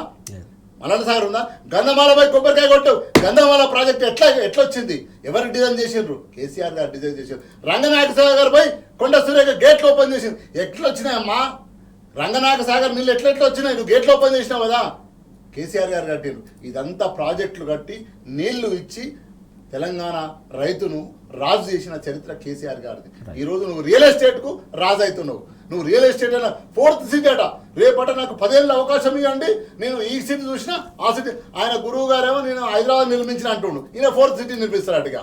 ఆయన గురువు గారు ఏం చెప్తుండు? హైదరాబాద్ను నిన్నే నిర్మించిన అయిపోయిందిగా. నిజాములు పోయినరు, అందరు పోయినరు. చంద్రబాబు నాయుడు వచ్చి నిర్మించినట్ట. ఇప్పుడు ఈయనేమంటాడు? మనం ఈ సీట్ అంతా కాల్ చేసి 4th సీట్లో పోవాలట. 4th సీట్ చూసినట్ట చరిత్ర ఉండాలట. తిప్పి కొడితే నీకు 2 నెలల కాలం లేదు. ఇప్పటి వరకు ఒక్క పథకం ఇచ్చిన 6 గ్యారెంటీలు అత్తాపత్తా లేదు. నీకు ఓట్లేసిన నా లంబాడి తల్లులను బేడీలేసి నువ్వు సంగారెడ్డి జైల్లో పెట్టావు. నా భూమి నాకు కావాలన్నందుకు, నా చింత చెట్టు నాకు కావాలన్నందుకు, నా భార్య నాకు కావాలని, నా ఊళ్ళో నేనే ఉంటా అని అన్నందుకు నువ్వు వాళ్ళని జైల్లో పెట్టావు. నీకు ఓటేసి ముఖ్యమంత్రి చేసావు. ఇది రేవంత్ రెడ్డి పరిపాలన. Revanth Reddy only real estate కోసమే ముఖ్యమంత్రి అయిన తప్ప, బీహార్ సంచులు మోయడానికి ముఖ్యమంత్రి అయిన తప్ప ఆయన ఏ రోజు కూడా ఏ రైతుల మీద ఒక కన్సర్న్ లేదు. ఇంత యూరియా మీద జరుగుతుంది కదండి, ఇంత ఆగమాగం అవుతుంది కదా రైతులు. ఒక్క రోజైనా రివ్యూ చేసిండా అండి? ఒక్క రోజైనా Tummala Nageswara Rao and Revanth Reddy secretary, principal secretary, అదేవిధంగా వ్యవసాయ శాఖకు సంబంధించిన కార్యదర్శితో రివ్యూ చేసిన ఎవరు? చెయ్యలేదు. గుప్చప్ ఏమన్నా కానీ కొట్టుకపోని. కానీ 4th సిటీ పోయి రిబ్బన్ కట్ చేసి నేను 4th సిటీ నిర్మిస్తా అంటుండు. ఈయన real estate is a broker, real estate is a mafia. Management చేసుకుంటూ వచ్చిందండి. ఇంకో చివరి ఒక మాట చెప్తాను, ఎంత ఘోరం అంటే చివరికి బీసీ డిక్లరేషన్ అయింది కదండి. ఈయన పీసీసీ మేనేజ్మెంట్ చేసే కొనుక్కొచ్చుకున్నాడు, ముఖ్యమంత్రి మేనేజ్ చేసే కొనుక్కొచ్చుకున్నాడు. సిడబ్ల్యూసీ మేనేజ్ చేసి కూడా ఆ సిడబ్ల్యూసీ తీర్మానంలో ఏం జరిగిందంటే, సిడబ్ల్యూసీ తీర్మానం అంటే గొప్పగా గౌరవిస్తారు, అపోజిషన్ పార్టీ కూడా గౌరవిస్తుంది, అందులో నిజాయితీగా రాస్తారు. అందులో ఏం చేసిందంటే 42% రిజర్వేషన్ అమలు చేస్తున్నందుకు అప్రిషియేట్ చేసింది. ఏది? CWC meeting. ఎంత మోసం అండి, సిగ్గు సెట్. Congress party shameless. ఈయన 42% అమలే కాలేదు, అమలు చేసినందుకు మేము అప్రిషియేట్ చేస్తున్నామని సిడబ్ల్యూసి తీర్మానం చేసింది. ఇంతకంటే సిగ్గు సెట్ ఉంటుంది అంటే కాంగ్రెస్ పార్టీ, కాంగ్రెస్ పెద్దలు ఆలోచించాలి. ఇజ్జత్ పోతుంది, సిగ్గు పోతుంది, మానం పోతుంది మీది తెలుసా. సిడబ్ల్యూసికి ఉన్న ఒక కన్సర్న్, ఒక కమిట్మెంట్ మిస్ అయిపోతుంది. అమలు కాలేదు, ఏమి కాలేదు, మేము అప్రిషియేట్ చేసినందుకు. దేశంలో మొట్టమొదటిసారి కాంగ్రెస్ పాలిత రాష్ట్రం తెలంగాణలో 42% బీసీలకు, బ్యాక్వర్డ్ క్లాసెస్కు రిజర్వేషన్ అమలు చేస్తున్నామని, అప్రిషియేట్ చేస్తామని తీర్మానం కాపీ ఉంది మన దగ్గర. అంటే ఎంత మోసం అండి. అంటే మేనేజ్మెంట్ చేసుకుంటూ వచ్చింది కాబట్టి ఈరోజు రియల్ ఎస్టేట్ మేనేజ్మెంట్ చేసుకుంటూ తప్ప వేరేదేం లేదు. కాంగ్రెస్కు రేపు ఎలక్షన్ పెట్టమనండి, కర్రు కాల్చి వాత పెడతారు కాంగ్రెస్ పార్టీ. స్పష్టంగా తెలంగాణ ప్రజలు, రైతాంగం, ఇది రైతాంగం అనుభవిస్తున్న గోస, ఆ రైతాంగం రెడీగా ఉన్నది. నువ్వు రా బిడ్డ ఎలక్షన్ పెట్టుకొని నీకు కర్రు కాల్చి వాత పెట్టకపోతే నేను తెలంగాణ బిడ్డలమే కదా అని కూర్చుంటున్నారు. ఈరోజు రైతు యూరియా కోసం తిప్పలు పడ్డోళ్ళు, పంటల కోసం తిప్పలు పడ్డోళ్ళు, నీళ్ళ కోసం తిప్పలు పడ్డోళ్ళు. ఏం చేసినావు నువ్వు? ఏం చేసినావు నువ్వు? రైతు బంద్ చేయకపోతే 2 ఏళ్ళ కొడుతుంది. ముసలు కట్టెపట్టుకొని కూర్చున్నారు దర్వాజాల కాడ, అరుగుల మీద. నాకు 4,000 ఇస్తానన్నావు, మమ్మల్ని మోసం చేసినావు, నువ్వు రా కొడుక నేను ఒళ్ళు వల కొడతా అంటారు కాంగ్రెస్ వాళ్ళని. మా అక్క జిల్లాలు అంటారు 2,500 ఇస్తానన్నావు, రా తమ్మి నువ్వు రా, ఓట్లు అడుగుదానికి రా, నీ ఒళ్ళు ఈపు విమానం మోతం అవ్వాలి అంటారు. ఎన్ని సమస్యలు అంటే ఊర్లో ₹1 లేదు. నిన్న సదరాబాద్కమ్మ అయితే ఊళ్ళల్లో ఒక లైట్ బుగ్గా లేదు. ఇంత చెత్త ఊడ్చేటోళ్ళు లేడు, చెత్త ఎత్తేటోడు లేదు. ఆ గ్రామ పంచాయతీలో రూపాయి లేదు కదా, అప్పుల పాలై ఉన్నారు కదా, సెక్రటరీలు వీళ్ళు అప్పులు తెచ్చి పెడుతున్నారు కదా. సో ఇంత పరిస్థితి, ఆగమైన పరిస్థితి ఉన్నది. ఈ ఎలక్షన్లు జరగాలే, కాంగ్రెస్ కర్రు కాల్చి వాత పెట్టడం ఖాయం. కాబట్టి ఆయనకు కమిట్మెంట్ లేదు ప్రజల మీద. లేనప్పుడు ఏం పరిపాలిస్తాడు, ఎట్లా పరిపాలిస్తాడు? మీరు చూడండి, మొత్తం ఈ 22 నెలల ఆయన రిబ్బన్ కటింగ్ చూడండి. రియల్ ఎస్టేటే హైడ్రా తెచ్చిండు. ఎవరి కోసం తెచ్చిండు? 1,50,000 కోట్లు ఆయన అన్నాడు కదా. మూసీ సుందరీకరణలో ఏమున్నాయి? మూటలు ఉన్నాయి. మూసీ సుందరీకరణలో మూటలు ఉన్నాయి. ఆ మూటలు మోయడం కోసమే 1,50,000 కోట్లతోని నేను సుందరీకరణ చేస్తా. కాబట్టి నన్ను మూసి పక్కన ఉన్న నా బడుగు బలైన వర్గాల ప్రజలను రాత్రికి కాలు చేపించారు. వాళ్ళు మట్టి పోసిర్రు, దుమ్ము పోసిర్రు, ఏడ్చిర్రు, గోస పెట్టుకున్నారు కదా. వాళ్ళ పాపం దాకదా కాంగ్రెస్ పార్టీకి, రేవంత్ రెడ్డికి? ఎంత గోస, అరిగోస. 4-5 దశాబ్దాల నుంచి వాళ్ళ 40 గదాలు 20 గదాలలో ఉంటున్న వాళ్ళు, ఇళ్లల్లో పని చేసుకుంటున్న వాళ్ళు, ఉల్లిగడ్డ అమ్ముతున్న వాళ్ళు, టమాటా అమ్ముతున్న వాళ్ళు, కూరగాయలు అమ్ముతున్న వాళ్ళు, పంపచారులు చేసుకుంటున్న వాళ్ళు, రాత్రి పగలు ఆటోలు నడుపుతున్న నా మైనార్టీ బిడ్డలు ఉన్నారు కదా, వాళ్ళందరూ గోస దాకదా? అందు గురించే కదా నువ్వు ఏసీ కార్లలో వంటున్నావు. రేవంత్ రెడ్డి వచ్చి పండరా మా మూసీ రివర్ ప్రాంతంలో మా ఇంట్లో వండమని చెప్పారు. మేము కంపునైనా భరిస్తాం, మా కడుపు కోతను భరించామని చెప్పారు స్పష్టంగా వాళ్ళు. సో కాబట్టి ఇదంతా చూస్తుంటే ఎక్కడ కూడా రేవంత్ రెడ్డి పరిపాలన, కాంగ్రెస్ పరిపాలన ఆగమాగం ఉంది, అడిబడి ఉంది. ఓన్లీ రియల్ ఎస్టేట్ కోసమే ఆయన పనిచేస్తున్నాడు, కాంగ్రెస్ మూటలు మోయడం కోసమే పనిచేస్తున్నాడు తప్ప ఇక్కడ ఇంకేం లేదని స్పష్టంగా. ఇది తెలంగాణ సమాజం అర్థం చేసుకుంటున్నది. ఎలక్షన్ టైం రానివ్వండి, ఎలక్షన్ టైంలో కదా దొరికేది. ఎలక్షన్ టైంలో కర్రు కాల్చి వాత పెడతారు. ప్రజాకోట్లో కాంగ్రెస్ పార్టీకి బుద్ధి చెప్తారు రేపు తెలంగాణ సమాజం ప్రజాకోట్లో గ్రామ పంచాయతీ ఎలక్షన్లో బుద్ధి చెప్తారు స్పష్టంగా. దాంట్లో నో డౌట్ ఎట్ ఆల్. అందు గురించి ఎలక్షన్ పెట్టాడు. 42% దొంగ మాటలు, అన్ని రంగా మాటలు, ఇవన్నీ ఏం చేయడు. ఓన్లీ ఈ కోర్టు పోయినోడు ఎవడండి? కోర్టు పోయినోడు ఎవడు? మాధవరెడ్డి. అంతకుముందు పోయినోడు ఎవడు? గోపాల్ రెడ్డి. అంతకుముందు పోయిన సప్నారెడ్డి. వీళ్ళందరూ ఎవరండి? కాంగ్రెస్ పార్టీ వాళ్ళు. వీళ్ళందరూ ఎవరు? రేవంత్ రెడ్డి చుట్టాలు. వీళ్ళే కదా పోయింది, వీళ్ళు పోయే కదా ఆపింది. గతంలో ఇప్పుడు జీవో ఇచ్చింది, మనం కూడా అదే ఇచ్చినాం కదా. అంటే ఎక్కడ కూడా రేవంత్ రెడ్డికి ప్రజల మీద కన్సర్న్ లేదు, బీసీల కన్సర్న్ లేదు. అబద్ధాలు ఆడి 6 గ్యారంటీలు ఇచ్చి, అమలు కాని 6 గ్యారంటీలు ఇచ్చి అధికారంలోకి వచ్చి ఈ రాష్ట్రాన్ని దోసుక తింటున్నారు. ఎంత సిగ్గుచేటండి. మనం బీఆర్ఎస్ పార్టీ మేము బాకీ కార్డు ఆయన 6 గ్యారంటీలు ఇవ్వాలంటే వాడు ఇంకో కార్డు రిలీజ్ చేస్తాడు. ఏమన్నా సిగ్గుందా అండి? పరిపాలించేది నువ్వు, హామీలు ఇచ్చింది నువ్వు ఇవ్వాలి కదా. నేను నా మీద బాకీ కార్డు రిలీజ్ చేస్తాను. ఏం బాకీ కార్డు రిలీజ్ చేస్తావు? రైతు బంద్ ఇచ్చిన కార్డు రిలీజ్ చేయి. రైతు రుణమాఫీ 33,000 కోట్లు ఇచ్చినని చెప్పి, కాళేశ్వరం ద్వారా నీళ్ళు ఇచ్చిన, తెలంగాణ భారతదేశంలో #1 వరిధాన్యంలో ఉత్పత్తి చేసిన కార్డు మీద రిలీజ్ చేయి. గొర్రెల ఉత్పత్తిలో #1 రిలీజ్ చేయి. వ్యవసాయ ఉత్పత్తిలో #1 రిలీజ్ చేయి. నా మీద ఏమని రిలీజ్ చేస్తావు? ఈరోజు ఐటీ హబ్ నువ్వు చేసినామని రిలీజ్ చేయి. ఈరోజు గూగుల్ని తీసుకొచ్చినామని రిలీజ్ చేయి. ఫేస్బుక్ తీసుకొచ్చినా రిలీజ్ చేయి. మైక్రోసాఫ్ట్ తీసుకొచ్చినా రిలీజ్ చేయి. ఇవి రిలీజ్ చేయి నీకు దమ్ముంటే. ఇవి కాదు, నువ్వు ఇచ్చిన 6 గ్యారంటీల మీద మనం అడుగుతుంటే, ప్రజల వైపు నుండి ప్రతిపక్ష హోదా ఇచ్చిన బీఆర్ఎస్ పార్టీ అడుగుతుంటే, మన నాయకులు అడుగుతుంటే కేటీఆర్ గారు హరీష్ రావు అడుగుతుంటే ఆయననేమో మీకు కార్డు ఇస్తామని మరొక కార్డు ఇస్తున్నారు. ఏమన్నా ప్రజలు నవ్వుకుంటున్నారు అంటే ఇంత అవగాహన లేని పరిపాలన, ఆగమామైన పరిపాలన. ఓన్లీ మంత్రులు, ఎమ్మెల్యేలు, ముఖ్యమంత్రి దాసుకో గంతే. కాంగ్రెస్ పార్టీ అంటే దాసుకోవాలి తప్ప ప్రజల గురించి ఏ రోజు కూడా ఒక్కటని చెప్పండి, ఒక్క నిర్ణయం అన్న అద్భుతమైన నిర్ణయం తీసుకున్నాను చెప్పండి. ఒక్క పాలసీ అన్న మంచి పాలసీ ఇంకేం తెలుసా అండి? ఒక్క మాట మనం ఎప్పుడో సీఎం బ్రేక్ఫాస్ట్ అని స్టార్ట్ చేసినాం మనము. చాలా షేమ్లెస్. ఎప్పుడో కేసీఆర్ గారు సీఎం బ్రేక్ఫాస్ట్ అని స్టార్ట్ చేస్తే పూరి, వడ, ఇడ్లీ ఇవన్నీ పెసరట్టు, దోశని మనం పెడితే తమిళనాడు పోయి మీరు చాలా బాగా చేస్తారు, మేము కూడా మొదలు పెడతాం. నీకేమైనా తెలివి ఉందా? ఎన్నడో మేము స్టార్ట్ చేసినాం. బీఆర్ఎస్ పార్టీ నాయకత్వంలో, కేసీఆర్ గారి నాయకత్వంలో పిల్లల కోసం సీఎం బ్రేక్ఫాస్ట్ అని చేసి అద్భుతంగా నడిపించినాం. దాన్ని బంద్ చేసినావు నువ్వు. బంద్ చేసి తమిళనాడు పోయి మేము స్టార్ట్ చేస్తాం ఇప్పుడు మళ్ళా, మీరు చేసినట్టు బాగుంది మీది, మేము కూడా చేస్తాం. మనం ఎన్నడో స్టార్ట్ చేసాం. మనల్ని చూసే వాళ్ళు స్టార్ట్ చేశారు. కేసీఆర్ గారి స్కీమ్ చూసే ఈ దేశంలో అరే ఫసల్ బీమా అనేది ఎవరండి? రైతు బంధు ఆధారంగా తీసుకున్నది కదా. ఈరోజు ఇంటింటికి నీళ్ళు ఎవరు ఆధారం తీసుకున్నారు దేశంలో? మోడీ. మనల్ని మిషన్ భగీరథ ద్వారా తీసుకున్నారు కదా.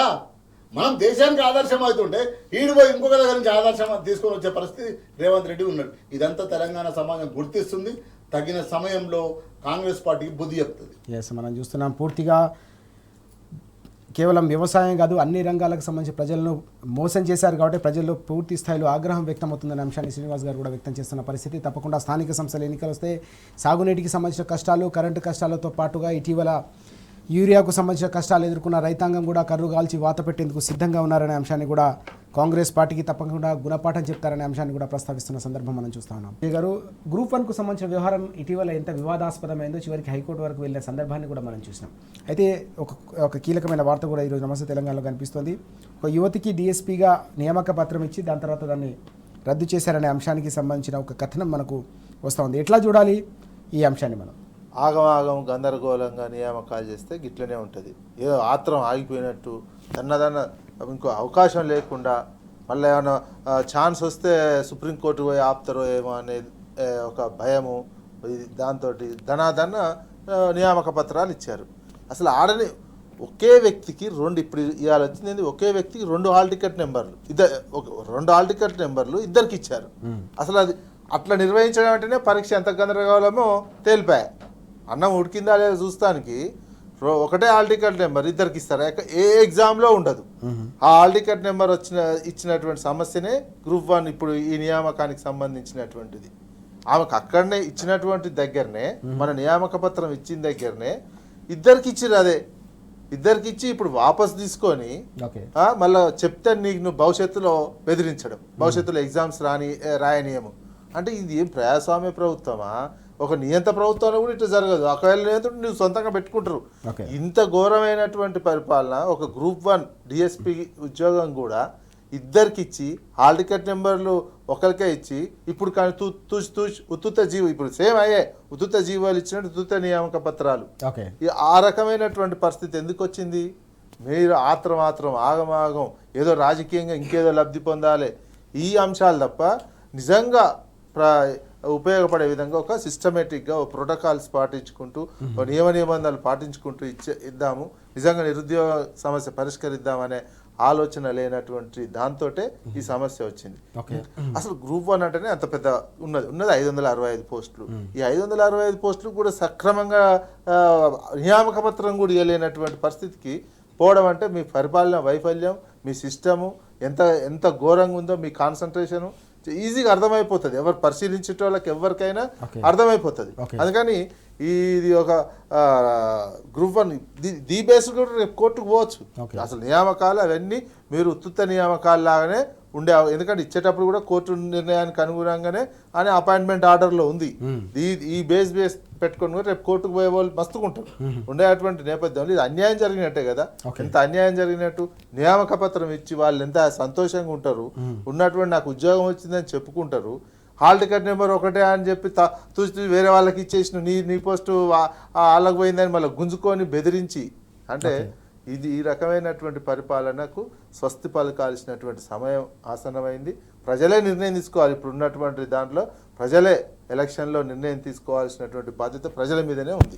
ఎస్ శ్రీనివాస్ గారు, విజయ్ గారు చెప్పినట్టు మనం చూసాం బీఆర్ఎస్ హయాంలో దాదాపు 1,70,000 ఉద్యోగాలు భర్తీ చేసినప్పటికీ కూడా ఎప్పుడు ఒకసారి నియామక పత్రం ఇచ్చిన తర్వాత వెనక్కి తీసుకున్న సందర్భాలు ఎప్పుడు లేవు. ముందు ఇంకా ఇతర ప్రక్రియను చేపట్టేందుకు ముందు సాగిన సందర్భం తప్ప వెనక్కి తిరిగిన సందర్భం లేదు. ఈ క్రమంలో ఒక నియామక పత్రం ఇచ్చి మళ్ళీ వెనక్కి తీసుకున్నారనే ఈ వార్తను ఎట్లా చూడాలి? గ్రూప్ 1కు సంబంధించిన హాల్ టికెట్ల జారీని మొదలుకొని చివరికి ఫలితాల వరకు, చివరికి ఇప్పుడు నియామక పత్రాలకు సంబంధించిన ఈ వ్యవహారం కూడా కొత్త వివాదానికి తెరతీస్తుందనే నమస్తే తెలంగాణ కథనాన్ని మనం ఎట్లా అర్థం చేసుకోవాలి?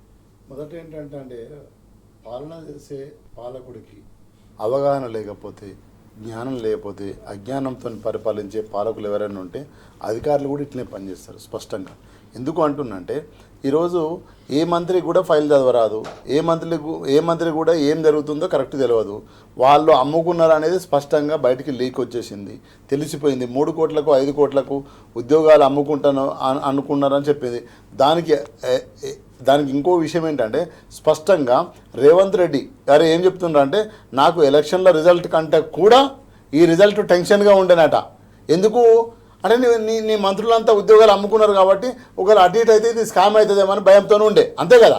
ఎలక్షన్లో రిజల్ట్ కంటే టెన్షన్గా నీకు గ్రూప్ 1 ఫలితాలు టెన్షన్ ఉందని ఆయనే చెప్పిండు. అంటే దొంగనే ఒక క్లూ ఇస్తారంటారు పోలీస్ డిపార్ట్మెంట్ క్రైమ్లో, అట్లా ఆయననే క్లూ ఇచ్చిండు. కాబట్టి ఎప్పుడైనా పరిపాలకుడికి వాళ్ళు ఇచ్చిన కమిట్మెంట్స్ ఏంది, 1 ఇయర్లో మేము జాబ్ క్యాలెండర్ రిలీజ్ చేసి 2 లక్షల జాబులు ఇస్తానని చెప్పిండ్రు. ఈ 2 లక్షల జాబులు పోగా ఈ చిన్న ఏవైతే నోటిఫికేషన్లు ఉన్నాయో గ్రూప్ 1 గ్రూప్ 2 నోటిఫికేషన్లు కూడా ఏది చక్కగా నిర్వహించాల్సింది పోయి మొత్తం అవకతవకలు. ఎందుకు అవకతవకలు జరిగినాయి అంటే నువ్వు స్పష్టంగా 100కు 30 ఉద్యోగాలను అమ్ముకున్నాం అనేది స్పష్టంగా అర్థమవుతుంది. దాని గురించే కదా కోర్టు ఆపింది. కోర్టు ఆపి మొట్టకాలేసి ఇది కరెక్షన్ కాదు, ఇది కరెక్ట్ కాదని చెప్పుకొచ్చింది కదా. అదేవిధంగా ఇప్పుడు ఉద్యోగాల కోసమే నడుంగట్టిన మేధావులైన కోదండ రామరెడ్డి ఇట్లాంటి వాళ్ళు మరి ఎక్కడ పదవులు రాగానే పెదవులు మూసుకొని ఏడున్నారు.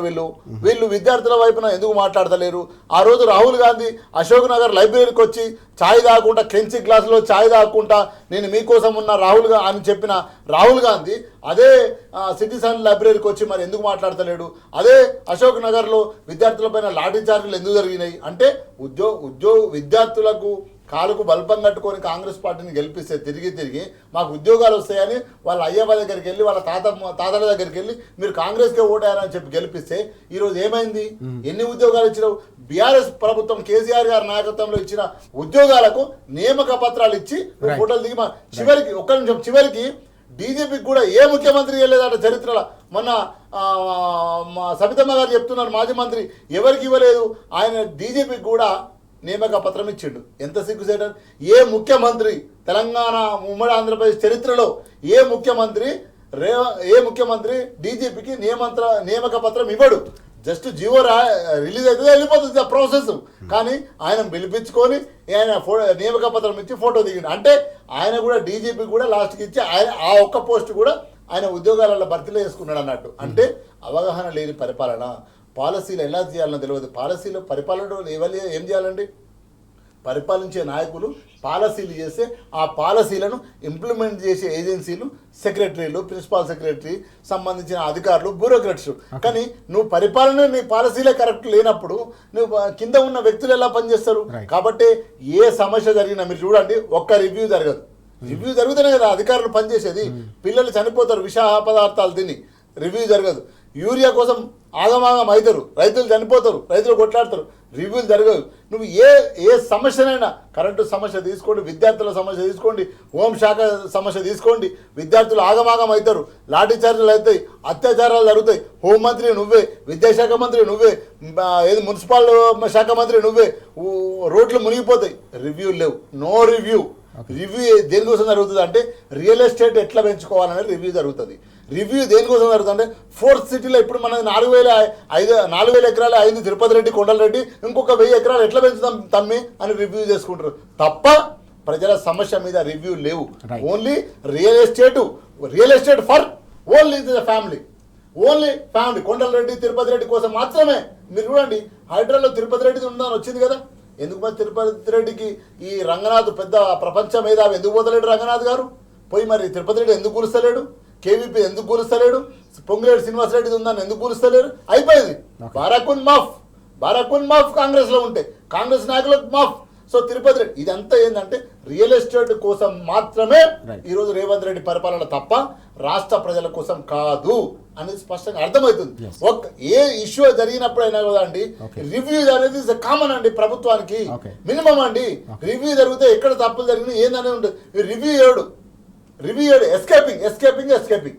సో కాబట్టి మన వరదలు వచ్చినాయి, చాలా బస్తీలు మునిగి రివ్యూ చేసిన అంటే చేయడు. ఓన్లీ రియల్ ఎస్టేట్ కోసం చేసేది మాత్రమే రివ్యూ చేస్తాడు రేవంత్ రెడ్డి. మనం చూస్తున్నాం గ్రూప్ 1కు సంబంధించిన తాజా వివాదం కూడా మరోసారి చర్చకు దారితీస్తున్న పరిస్థితి. నియామక పత్రం ఇచ్చి వెనక్కి తీసుకున్నారనే ఈ కీలకమైన అంశంపై కూడా ప్రస్తుతం నిరుద్యోగులు చర్చించుకుంటున్న సందర్భం కూడా కనిపిస్తోంది. హాల్ టికెట్ల జారీ నుంచి మొదలుకొని చివరికి నియామక పత్రాల వరకు కూడా గ్రూప్ 1లో జరిగిన ఈ వ్యవహారాలన్నీ కూడా నిరుద్యోగులు మరింత ఆగ్రహానికి కారణమవుతున్నాయని శ్రీనివాస్ గారు అలాగే విజయ్ గారు కూడా స్పష్టంగా చెప్తున్న సందర్భాన్ని మనం చూస్తూ ఉన్నాం. గతంలో ప్రక్రియలు ఎలా కొనసాగాయి 10 ఏళ్ల పాటు బీఆర్ఎస్ హయాంలో, అలాగే ప్రస్తుతం కాంగ్రెస్ హయాంలో ఏ రకంగా ఈ మొత్తం వ్యవహారం నడుస్తుందో కూడా నిరుద్యోగులు యువకులు కూడా చర్చించుకుంటున్నారు. తప్పకుండా దీనికి రానున్న రోజుల్లో వారు సమాధానం చెప్పబోతున్నారనే అంశాన్ని కూడా ప్రస్తావిస్తున్న సందర్భం మనం చూస్తున్నాం. విజయ్ గారు, మరొక ముఖ్యమైన అంశం కనిపిస్తుంది. 2 ఏళ్లు నిండకుండానే తెలంగాణ రాష్ట్రంలో కాంగ్రెస్ సర్కార్ అధికారంలోకి వచ్చి చేసిన అప్పు దాదాపు 2.5 లక్షల కోట్లు అవుతుంది అనే ఒక అంచనా 2.43 లక్షల కోట్లకు చేరిందనే తాజా గణాంకాలు అందరిలో కూడా ఆందోళనకు గురి చేస్తున్న అంశం. ఆర్థిక నిపుణులు కూడా ఆందోళనకు గురి చేస్తూ ఉన్నారు. ఈ క్రమంలోనే కేటీఆర్ గారు కూడా సూటిగా ప్రశ్నించిన సందర్భం మనం చూసినాం. తెచ్చిన అప్పు ఏం చేస్తున్నారో ప్రభుత్వం చెప్పాల్సిన బాధ్యత ఉందనే అంశాన్ని కూడా ప్రస్తావించారు. ఒక ఇటుక కూడా మీరు పేర్చలేదు, ఒక్క ప్రాజెక్టు కూడా కట్టలేదు. ఈ సొమ్మంతా తెలంగాణ ప్రజల సొమ్మంతా కూడా ఎటుపోతా ఉంది, ఈ అదనపు భారం అంతా కూడా ఎటుపోతుందని ప్రశ్నించిన సందర్భం. ఆర్థిక వ్యవస్థను చిన్నాభిన్నం చేసి అప్పుల భారాన్ని ఈ స్థాయిలో పెంచుకుంటూ పోతే తెలంగాణ భవితవ్యం అంతా కూడా అంధకారం అవుతుందని ఆందోళన వ్యక్తం చేసిన ఈ అంశాన్ని ఎట్లా చూడాలి మనం? తెచ్చినటువంటి అప్పులు వీళ్ళు క్యాపిటలైజ్ దాన్ని మార్కెట్ పెట్టడం లేదు, మూలధన వ్యయం మీద ఖర్చు పెట్టట్లేదు. ఏం చేస్తున్నారు అనేది అర్థమవుతలేదు. మూలధన వ్యయం మీద ఎప్పుడైతే ఖర్చు పెడతామో మనకు ఆదాయం వస్తుంది. గత ప్రభుత్వం ఏం చేసింది, చేసినటువంటి అప్పులను కాళేశ్వరము, రైతాంగానికి సంబంధించినటువంటి ఉపయోగపడేటువంటి విద్యుత్ కావచ్చు, మిషన్ భగీరథ కావచ్చు, మిషన్ కాకతీయ కావచ్చు, వీటి మీద పెట్టినటువంటిది. అందుకని రిటర్న్స్ వచ్చినటువంటిది ఒక మూలధన వ్యయం మీద. ఈ మధ్యల కాలంలో ఆర్బీఐ ఇచ్చిన రిపోర్ట్లో కూడా తెలంగాణ టాప్లో ఉన్నది మూలధన వ్యయం పెట్టినటువంటి ఆ 10 ఏళ్ల కాలంలో. ఇప్పుడు ఏం చేస్తారు, మూలధన వ్యయాన్ని మొత్తం తగ్గించేసినటువంటిది. పప్పు బెల్లాలాగా చేస్తున్నారా, కేవలం వాళ్ళ కాంట్రాక్టర్లకు అవసరమైనటువంటి నిధులు ఇచ్చుకొని వాళ్ళు ఢిల్లీకి నిధులు ఇస్తున్నట్టు కనిపిస్తుంది తప్ప 2,50,000 కోట్ల రూపాయలు మీరు 20 నెలల్లో చేసినటువంటి అప్పు దేని పెద్ద ప్రాజెక్ట్ ఒక్కటన్నా మొదలు పెట్టిరా? ఇంత పెద్ద ఒక 50,000 కోట్ల రూపాయలకు సంబంధించిన ప్రాజెక్ట్ ఏదైనా మొదలు పెట్టిరా అంటే లేనే లేదు. మీరు ఆఖరికి స్కూల్స్ తీసుకున్నారు కదా, ఆ స్కూల్స్ కావాల్సినవి కూడా మొదలు పెట్టలే కదా. 40,000 కోట్లు కావాలని ఇప్పుడు ఇంకా అప్పు కావాలని అడుగుతున్నారు, దానికోసం సపరేట్ కావాలనేటువంటి అంశం తీసుకున్నారు. ఏ ఒక్క ప్రాజెక్టు పెద్ద ప్రాజెక్టు ఒక ఏ రకంగా అభివృద్ధికి సంబంధించినటువంటి రోడ్డు కావచ్చు, ఒక ఇరిగేషన్ కావచ్చు, ఇంకేదైనా కావచ్చు, ఏది పెద్ద ప్రాజెక్ట్ చేపట్టనటువంటిది ఇంత అప్పు ఎందుకు చేశారు? ప్లస్ ఇంత అప్పు చేస్తే ఆదాయం పెరిగిందా అంటే ఆదాయము పెరగలే. మీరు మొదట్లో స్టార్టింగ్లో వచ్చి నెలకు 18,500 కోట్లు వస్తుంది, ఏం చేయాలని చెప్పారని మీరు నేను ఓపెన్గా చెప్తున్నా అని చెప్పినటువంటి ముఖ్యమంత్రి గారు ఇప్పుడు అది 16,500 కోట్లకు 2,000 కోట్లకు ఆదాయం ఎట్లా తగ్గిపోయింది? 18,500 నుంచి 2,000 కోట్లు తగ్గిపోయిందంటే మీరు తెచ్చిన అప్పు ఎటుపోతుంది? ఈ ప్రజలు చేసిన శ్రమ, కొనుగోలు శక్తి ఏమైపోతుంది? ప్రజలు ఇస్తున్నటువంటి ట్యాక్స్ రూపంలో ఇస్తున్నటువంటిది ఇదంతా ఏంటంటే నిర్వహణ చేరాక బడ్జెట్కి సంబంధించి మొత్తం ముఖ్యమంత్రి చేతుల్లోకి తీసుకొని నిరంతరము ఢిల్లీ పర్యటన 55 రోజులండి. దాదాపు 22 నెలల్లో 55 సార్లు ఢిల్లీకి పోయడం ఏ ముఖ్యమంత్రి అయినా చేశారా? ఏ ముఖ్యమంత్రి దేశంలో ఉన్నటువంటి ఏ ముఖ్యమంత్రి కూడా ఇన్నిసార్లు ఢిల్లీకి పోయి ఉండరు. బీజేపీకి సంబంధించిన ముఖ్యమంత్రులు కూడా పోయి ఉండరు. పోయి ఏం సాధించారు? ఏదన్నా ఉందా? అప్పులకు సంబంధించినటువంటి ఏ రిలాక్సేషన్ రాలే. మీరు కొత్త అప్పులు చేసినటువంటిది ఎఫ్ఆర్బిఎం పరిధి మీరు ఈ సంవత్సరం అంతా చేయాల్సిన టార్గెట్ పెట్టుకున్నటువంటిది అప్పుడే 50,000 కోట్లు చేశారు. ఇంకొక 5,000 కోట్లు 10,000 కోట్ల మీకు ఈ ఆర్థిక సంవత్సరం ఎండింగ్ వరకు ఎఫ్ఆర్బిఎం పరిధి దాటితే రానటువంటి సిచ్యువేషన్. ఏం చేస్తారో అర్థమైతలేదు. అంటే మొత్తం వీళ్ళు బిల్లులు విడుదల చేసుకొని కమిషన్లు తీసుకుంటున్నట్టే కనిపిస్తుంది తప్ప అభివృద్ధికి సంబంధించినటువంటి అంశంలో నిధులు పెట్టట్లేరు. నెక్స్ట్ వ్యవసాయానికి సంబంధించినటువంటి దాంట్లో వడ్ల కొనుగోలు ఇప్పుడు వస్తుంది. వడ్ల కొనుగోలుకు సంబంధించినటువంటి విషయంలో చాలా సమస్యలు ఎదుర్కోబోతున్నట్టు కనిపిస్తుంది. వీళ్ళు కొనుగోలుకు సంబంధించిన కేంద్రాలు కూడా సరిగ్గా ఏర్పాటు చేయలేక చాలా రైతాంగాన్ని ఇప్పుడు ఎరువులు అయిపోయింది, వడ్ల కొనుగోలులో ఇబ్బంది పెట్టే అవకాశం చాలా కనిపిస్తుంది. శ్రీనివాస్ గారు, విజయ్ గారు ప్రస్తావించినట్టుగా అనేక రకాల ఇబ్బందులు, సంక్షేమ పథకాలకు సంబంధించిన అమలు లేకపోవడం, గ్యారంటీలకు సంబంధించిన అమలు లేకపోవడం ఒక ఎత్తు అయితే తీసుకొస్తున్న అప్పులను ఏం చేస్తున్నారు అనేది ప్రధానమైన ప్రశ్నగా మనకు ఇక్కడ కనిపిస్తూ ఉంది. గతంలో బీఆర్ఎస్ హయాంలో చేసిన అప్పులపై కూడా రకరకాల విమర్శలు చేసిన సందర్భాన్ని మనం చూసాం కాంగ్రెస్ పార్టీ ఎన్నికల సందర్భంలో. కానీ దశాబ్దాల సమస్యల శాశ్వత పరిష్కారం కోసం ఆ రోజు తెచ్చిన అప్పులను పెట్టుబడిగా పెట్టి వాటి ఫలితాలను కూడా ప్రజలకు అందించిన సందర్భాన్ని మనం చూసాం. కానీ ఇప్పుడు ఈ 22 నెలల్లో తెచ్చిన ఈ 2.43 లక్షల కోట్ల అప్పు ఏమైందని ఇటీవల కూడా కేటీఆర్ గారు సూటిగా ప్రశ్నించిన అంశాన్ని మనం ఎట్లా చూడాలి? దీనికి సంబంధించిన భారం తెలంగాణ భవిష్యత్తును ఎలా ప్రమాదంలోకి నెట్టే అవకాశం ఉందంటే ఏం చెప్తారు? అదే ఇంతకుముందు మాట్లాడుకున్నాం కదండి, స్పష్టంగా అవగాహన లేకుండా పరిపాలన చేస్తున్నారు. ఒకటి, అప్పు దేవద్దని ఎవరు చెప్పరు. మీకుంటుంది అప్పు, నాకు ఉంటుంది, అన్న విజయ అన్న గారు కూడా ఉంటుంది. దేని మీద ఉంటుంది అప్పు? ఆ అప్పు తెచ్చిన దాని మీద మనకు 10 రూపాయలు పెట్టుబడి పెడితే వాడికి అప్పు అంటే రూపాయి వడ్డీ కడితే 2 రూపాయలు మనకు వస్తే మనం అది ఇన్వెస్ట్మెంట్ కింద ఉంటుంది. అంతేగాని వీళ్ళు ఇన్వెస్ట్మెంట్ దేనికోసం పంచుకుంటున్నారు అప్పు తెచ్చి. ఆ రోజు గతంలో కేసీఆర్ గారు గొర్రెల కోసం అప్పు తెచ్చిండు 4,500 కోట్లు తెచ్చి గొర్రెలు పంచితే ఏమైంది? ఈరోజు మటన్ ఉత్పత్తి అయింది, దాని ద్వారా భారతదేశంలో నెంబర్ 1 స్థాయిలో ఉత్పత్తి అయింది, జీవనం పెరిగింది, దాని ద్వారా ఒక వ్యవస్థ నిర్మాణం జరిగింది. అదేవిధంగా రైతు కావచ్చు, కాళేశ్వరం కావచ్చు, ఈరోజు 3 కోట్ల మెట్రిక్ టన్నుల వరిధాన్యం ఉత్పత్తి జరిగింది. అంటే నువ్వు తెచ్చిన అప్పును, డబ్బులను ఇన్వెస్ట్మెంట్ చేస్తే దీర్ఘకాలికమైన రాబడి ఉండాలి దాని మీద. అప్పుడు అప్పు కూడా తేరుకుంటూ పోతుంటుంది. ఇది సిస్టమ్. ఎవరికి మన ఇంట్లోనే కూడా అంతే కదా. మనం 10 రూపాయలు అప్పు తెస్తే ఏం చేస్తాం? ఇల్లన్నా కొంటాం, లేదా ఇంకేదైనా కొంటాం, ఇంకో బంగారం అన్న కొనుక్కుంటాం, ఇంకేదైనా కొనుక్కుంటాం లోన్ తీసుకొస్తే. అంతేగాని లోన్ తీసుకొచ్చి పంచుకొని దావతలు చేసుకోం కదా. కానీ ఈరోజు ఏం చేస్తున్నాడు రేవంత్ రెడ్డి? స్పష్టంగా 2 లక్షల కోట్ల అప్పు తీసుకొచ్చి 43,000 కోట్ల అప్పు తీసుకొచ్చి ఈరోజు వాళ్ళ మంత్రులకు ఏవైతే ఉన్నాయో వాళ్ళకి సంబంధించిన బినామీలు ఎవరైతే వాళ్ళకి పంచుతున్నాడు. దానికి ఒకటే సింపుల్ ఎగ్జాంపుల్. మా ప్రభుత్వం పోతున్న సమయంలో 7,000 కోట్లు మేము రైతు బంధు వేయాలని తీసుకొచ్చి పెట్టినాం. అక్కడ రెడీ, ఎలక్షన్ కోడ్ వల్ల ఆగిపోయింది. ఆ 7,000 కోట్లు ప్రభుత్వ ఖజానాలో ఉన్నాయి. వాళ్ళ 6 గ్యారంటీలు దొంగ హామీలు ఇవ్వడం వల్ల ప్రజలు నమ్మి వాళ్ళకి ఓట్లు వేసిండ్రు. ఓట్లేసి ఆ 7,000 కోట్లు ఎవరికి ఇవ్వాలి? రైతులకు ఇవ్వాలి. కానీ ఎవరికి ఇచ్చిండు? పొంగిలేటి శ్రీనివాసరెడ్డికి ఇచ్చిండు. పొంగిలేటి శ్రీనివాసరెడ్డి సంబంధించిన కాంట్రాక్ట్ బిల్లులు ఏవైతున్నాయో 3,500 కోట్లు 3,000 కోట్లు ఆయన సంబంధించిన వర్గాలు ఏవైతున్నాయో వాళ్ళకి రిలీజ్ చేసుకున్నాయి. రైతు బంధు ఎగ్గొట్టినప్పుడు ఆ డిసెంబర్ రైతు బంధు ఎగ్గొట్టిండు. యాసింగి పంట రైతు బంధు ఎగ్గొట్టిండు కదా. అంటే అప్పు తెచ్చి తన సంబంధించిన బినామీ కంపెనీలకు అప్పులు ఇచ్చుకుంటుండే తప్ప వేరేది లేదు. ఇప్పటికైనా ప్రభుత్వం ఆగమాగమయ్యే పరిస్థితి ఉన్నది. ఈ తెలంగాణ సమాజం గుర్తిస్తుంది. ఈ అప్పులు తెచ్చి ఆగమాగం చేసి ఎడిపోతుండో ఏం తెస్తుండో మళ్ళీ ఒకవైపు ఏమంటాడు?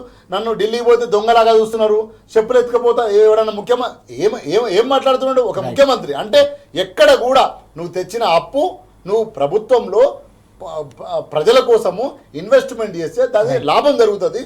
దాని వైపున సమాజం అభివృద్ధి అవుతుంది, ఆర్థికంగా ముందుకు పోతాము, ఆర్థిక సంపద పెంచాలి. నువ్వు తెచ్చిన రాష్ట్రానికి అప్పు నీ సంపదను సృష్టించాలి. నువ్వు సంపద సృష్టిస్తున్నావు, ఎక్కడ సృష్టిస్తున్నావు అంటే నీ కుటుంబానికే సృష్టిస్తున్నావు తప్ప ఎక్కడ సృష్టిస్తలేవు అనేది స్పష్టంగా అర్థమవుతుంది. ఇది తెలంగాణ సమాజం, చైతన్య సమాజం. నువ్వు చేసిన ప్రతి చర్యను, ప్రతి పనిని, ప్రతి మాటను నిశ్చితంగా అబ్జర్వ్ చేస్తున్నది. సమయం వచ్చినప్పుడు ప్రజా కోర్టులో శిక్ష తప్పదు కాంగ్రెస్ పార్టీకి. మనం చూస్తున్నాం విజయ్ గారు, శ్రీనివాస్ గారు చాలా కీలకమైన అంశాలు ప్రస్తావిస్తున్న సందర్భం. గతంలో తీసుకొచ్చిన అప్పు తెలంగాణకు సంబంధించిన కీలకమైన సమస్యలు, దశాబ్దాల సమస్యల పరిష్కారం, శాశ్వతమైన పరిష్కారం కోసం ఖర్చు పెట్టి తెలంగాణ బతుకు చిత్రాన్ని మారిస్తే కాంగ్రెస్ హయాంలో ఈ 22 నెలల కాలంలో తీసుకొచ్చిన ఈ 2.5 లక్షల కోట్ల రూపాయల దాదాపు అప్పు ఏం చేశారో అర్థం కావట్లేదని వారంతా కూడా ఆగ్రహం వ్యక్తం చేస్తున్న పరిస్థితి. తప్పకుండా దీనిపై సమాధానం చెప్పాల్సిన బాధ్యత ప్రభుత్వంపై ఉందని డిమాండ్ చేస్తున్న సందర్భం కూడా మనం చూస్తున్నాం. అలాగే తెలంగాణ సమాజం కూడా ఈ పరిణామాల్ని, ఆర్థిక భారాన్ని ఏ రకంగా ప్రభుత్వం ప్రజలపై మోపుతుందో దాన్ని కూడా అర్థం చేసుకోవాలి. చైతన్యవంతంగా రానున్న రోజుల్లో తప్పకుండా స్థానిక సంస్థల ఎన్నికలలో కూడా ఇది కీలకమైన అంశం అవుతుంది. తప్పకుండా ప్రజలు దీనికి కూడా గుణపాఠం చెప్తారని హెచ్చరిస్తున్న సందర్భం కూడా మనకు కనిపిస్తూ ఉంది. Thank you very much Srinivas గారు, విజయ్ గారు చర్చలో పాల్గొన్నారు. ఇది వాటి వార్తలు వాస్తవాలు. నమస్తే.